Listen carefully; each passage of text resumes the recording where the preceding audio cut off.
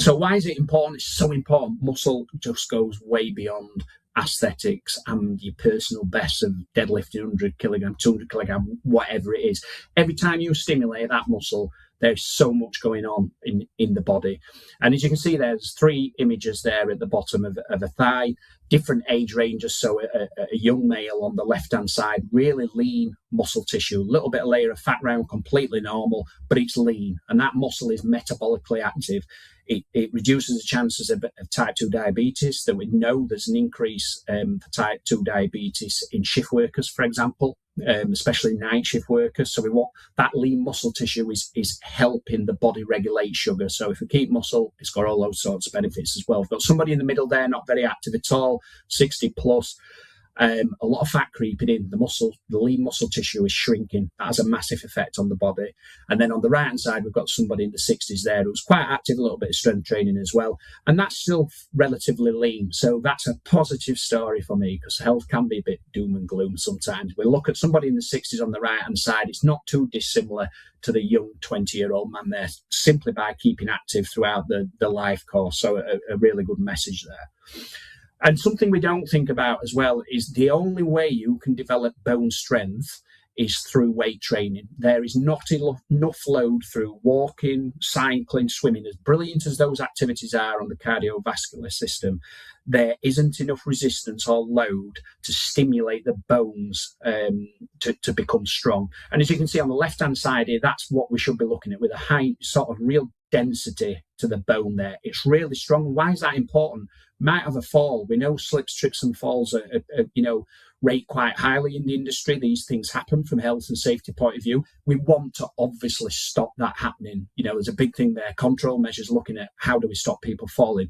If you do fall, for example, and you are not weight training and you've got those sort of bone makeup on the right hand side where you can see it's quite hollow, the density is not great, you have very high risk of multiple fractures through there. You could see a crack would go through that right-hand side bone really quickly. So a workplace injury could be absolutely devastating for somebody in terms of the significance of that injury. Now, if somebody's stronger, on the left-hand side, the bones are strong, weight training 2 or 3 times a week, there's a much less chance that break or that injury resulting from falling is going to result in something really traumatic for the body. So it's something to really think about. Yes, we want to minimise and get to a 0 level where these accidents and incidents don't take place. But unfortunately, when they do, we're in a lot better place if we are stronger, we've got muscle protecting where those injuries are, and there's ability to bounce back from injury as well, which is really important.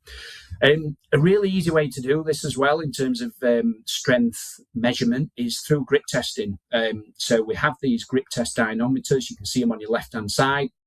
When I do talks on this subject, I take this out to the guys. I took it out on site to the guys and girls there, and I'm telling you something, the amount of engagement you get when you take these out, competitive nature of people wanting to test themselves is really interesting. We use a chart based on your age and gender. You squeeze that dynamometer there. It will give a kilogram of pressure. You'll then look at your age, whether you're male, female, and it'll give you a strength norm. You might be in an excellent category there. You might be in a poor category there. But the good thing is about it is you can make a difference and make a change and improve that score through some simple strength training.